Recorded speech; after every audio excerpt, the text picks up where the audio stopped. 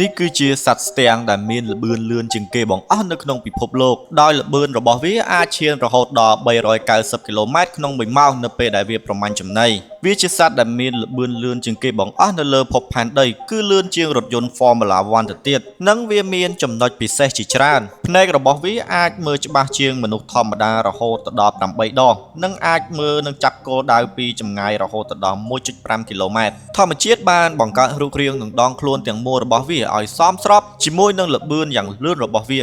ស្លាបវាតូចនិងរោមរបស់វាទន់ល្មើយដើម្បីកាត់បន្ថយនៃការកកិតនៃខ្យល់ក្នុងបរិយាកាសជួយឲ្យវាបំលាស់ទីបានកាន់តែលឿននិងរហ័សរាល់ចំណីដែលវាបានដាក់គោលដៅប្រមាញ់ហើយគឺมันអាចនឹងគេចរួចខ្លួនបានឡើយដោយវាជាសត្វតំណាងឲ្យភាពអង់អាចក្លាហានរហ័សរហួននិងវៃឆ្លាត